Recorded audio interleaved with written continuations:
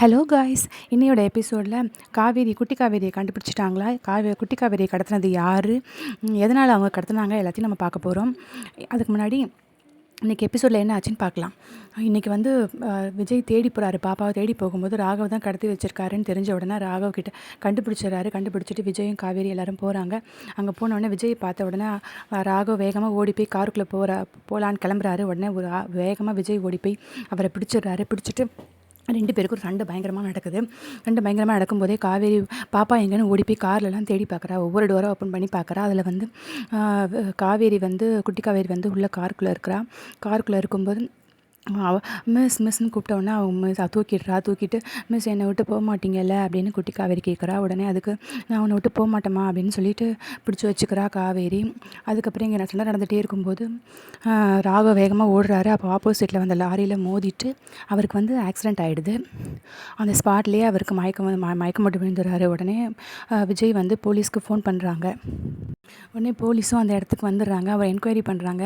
அப்போ விஜய் அங்கே நடந்த விஷயத்தை எல்லாத்தையும் சொல்கிறாங்க. இது மாதிரி பாப்பாவை கடத்தினது, அதுக்கப்புறம் சண்டை போட்டது, எதிர்பாராத விதமாக ஆக்சிடென்ட் ஆனது எல்லாத்தையும் போலீஸ்கிட்ட சொல்கிறாங்க. போலீஸ்கிட்ட சொன்ன உடனே போலீஸ் எல்லாத்தையும் நீங்கள் கம்ப்ளைண்ட்டாக எழுதி கொடுத்துருங்க போலீஸ் ஸ்டேஷனுக்கு அப்படின்னு சொல்கிறாரு. உடனே அதுக்கு சித்தப்பா சொல்கிறாரு, நீங்கள் 2 பேரும் வீட்டுக்கு போங்க, பாப்பாவை தூக்கிட்டு ஏற்கனவே ரொம்ப டயர்டாக இருப்பீங்க, நான் போலீஸ் ஸ்டேஷனுக்கு போய் கம்ப்ளைண்ட் பண்ணிட்டு வரேன் விஜய் அப்படின்னு சொல்லிடுறாரு. அதுக்கப்புறம் விஜய் வீட்டுக்கு ஃபோன் பண்ணுறாரு. வீட்டுக்கு ஃபோன் பண்ணி தாத்தா கிட்ட தாத்தா இந்த மாதிரி பாப்பா கிடச்சிட்டா, அவளை ராகவ் தான் கடத்தி வச்சுருந்தா, நாங்கள் கஷ்டப்பட்டு கண்டுபிடிச்சிட்டோம் அப்படின்னு சொன்னோன்னே, இப்போ தான்ப்பா எனக்கு உயிரே வந்த மாதிரி இருக்குது, நான் இவ்வளோ நேரமும் அவளுக்கு என்னடா எந்த நியூஸுமே வரலேன்னு ரொம்ப தவிச்சு போயிருந்தேன்ப்பா அப்படின்னு தாத்தா சொல்கிறாரு.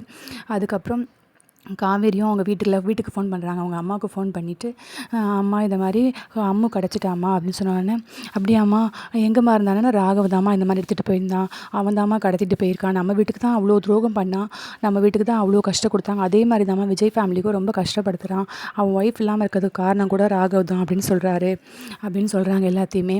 உடனே ஓகேன்னு சொல்லிவிட்டு அதுக்கப்புறமா ஃபோனை வச்சிடுறாங்க. அதுக்கப்புறம் 2 பேரும் காரில் கிளம்பி வீட்டுக்கு வந்துட்டுருக்காங்க. வீட்டுக்கு வந்தவுடனே தாத்தா கிட்ட பேசுகிறாங்க. இந்த மாதிரி அம்முக்குட்டியை பார்க்காம இருக்க வரைக்கும் எங்களுக்கு உயிரே இல்லைப்பா அப்படின்னு தாத்தா சொல்கிறாரு. ஆமாம் அப்படின்னு சொல்கிறாங்க. உடனே அதுக்கு சித்தியும் உடனே என்னை மன்னிச்சிருமா, நானும் உன்னை கோவத்தில் ஏதோ பேசிட்டேன் அப்படின்னு சொல்கிறாங்க காவேரி கிட்ட. உடனே அதுக்கு காவேரி இல்லைம்மா என்னுடைய தப்பும் அதில் இருக்குது, நானும் ஸ்கூல்லேருந்து வரேன்னு சொன்னேன், பாப்பாவை கூட்டிகிட்டு வந்திருக்கணும், நான் அப்படியே விட்டுட்டு வந்துடக்கூடாது, நான் என் மேலேயும் தப்பு இருக்குது, அந்த நேரத்தில் நான் பண்ணதும் தப்பு தான்மா அப்படின்னு என்னையும் மன்னிச்சிருங்க அப்படின்னு சொல்கிறாங்க. அதுக்கப்புறம் சரி நீங்கள் 2 பேரும் ரொம்ப டயர்டாக இருப்பீங்க, நீங்கள் 2 பேரும் போய் ரெஸ்ட் எடுங்க அப்படின்னு சொன்ன உடனே, இதை மாதிரி அவனுக்கு ராகவுக்கு ஆக்சிடென்ட் ஆனிச்சு எல்லாத்தையும் சொல்கிறாங்க. நம்ம வீட்டுக்கு குடும்பத்துக்கு துரோகம் பண்ணால, நம்மளை எவ்வளோ கஷ்டப்படுத்துகிறாங்களோ அதனால தான் அவனுக்கு தேவை தான் அப்படின்னு தாத்தா சொல்கிறாரு. அதுக்கப்புறமா பாப்பாவை தூக்கிட்டு மாடியில் போய் தூங்க வைக்க போகிறாங்க. பாப்பா அப்படியே ரெஸ்ட் எடுத்துகிட்டு இருக்கும்போது, சரி நம்ம இப்போ காவேரி டைம் ஆகிடுச்சு, நான் கிளம்புறேன் அப்படின்னு சொல்கிறாங்க. விஜய் நானே கூட்டிகிட்டு போய் உங்களை விட்டுறேன் வீட்டில் அப்படின்னு சொல்கிறாரு.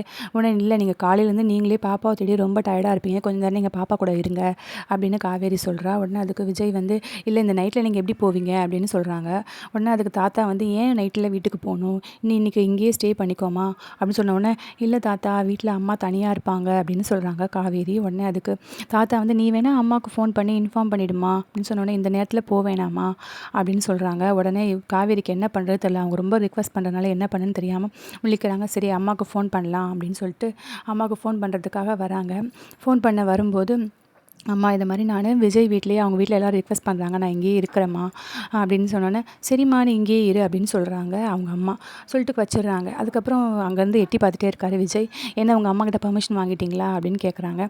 ஆமாம் எனக்கே தெரியல எங்கள் அம்மா ஏன் இப்படி நடந்துக்கிறாங்கன்னே, நான் வேறு யாராவது வீட்டுக்கு போகிறேன்னு சொன்னால், இப்போ ரிலேஷன் வீட்டுக்கு போகிறேன்னு சொன்னால் கூட எங்கள் அம்மா ஸ்டே பண்ணுறதுக்கு இது சொல்லவே மாட்டாங்க, ஆனால் உங்கள் வீட்டில் இருக்கிறேன்னு சொன்னால் மட்டும் உடனே ஓகேன்னு சொல்லிட்டு வச்சுட்டாங்க அப்படின்னோன்னா, அந்த அளவுக்கு எங்கள் வீடு ரொம்ப சேஃப்டி உங்களுக்கு அப்படின்னு சொன்னோன்னே, காவேரிக்கு புரியல, ஆனாலும் எங்கள் வீட்டில் எல்லாருமே நல்லவங்க, அதனால தான் உங்கள் அம்மா நம்பி எங்கள்கிட்ட விடுறாங்க அப்படின்னு சொன்னோடனே, சரின்னு சொன்னோடனே, நான் உங்ககிட்ட ஒரு விஷயம் கேட்கலாமா அப்படின்னு காவேரி கேட்குறாங்க. என்ன விஷயம்னா, இது மாதிரி பாப்பா சில சமயம் நீங்கள் சொல்கிறீங்க சில சமயம் அவள் வந்து அம்மா உயிரோடு இல்லைன்ற மாதிரி சொல்கிறா. சில சமயம் எங்கள் அம்மா வருவாங்க, திரும்பி வருவாங்க, இன்னும் கொஞ்ச நாளில் வந்துடுவாங்கன்னு நீங்கள் சொன்னதாக சொல்கிறா. அவளை பற்றி அம்மாவை பற்றி கேட்டால் அவளே கன்ஃபியூஸ்டாக சொல்கிறா. அம்மா இருக்காங்களா இல்லையான்னு. நிஜமாவே உங்கள் ஒய்ஃப்க்கு என்ன சார் ஆச்சு அப்படின்னு கேட்குறாங்க. நீங்களும் துணி மணி எல்லாம் இன்னமும் வச்சு பாதுகாத்துட்ருக்கீங்க. எனக்கு ஒன்றுமே புரியல சார், என்ன ஆச்சுன்னு கொஞ்சம் சொல்லுங்களேன் அப்படின்னு கேட்குறாங்க காவேரி. உடனே அதுக்கு விஜய் சொல்கிறாரு, இவ்வளோ நாள் நான் கூட நினச்சிட்டு இருந்தேன் என் ஒய்ஃப் உயிரோடு இல்லைன்னு சொல்லிட்டு.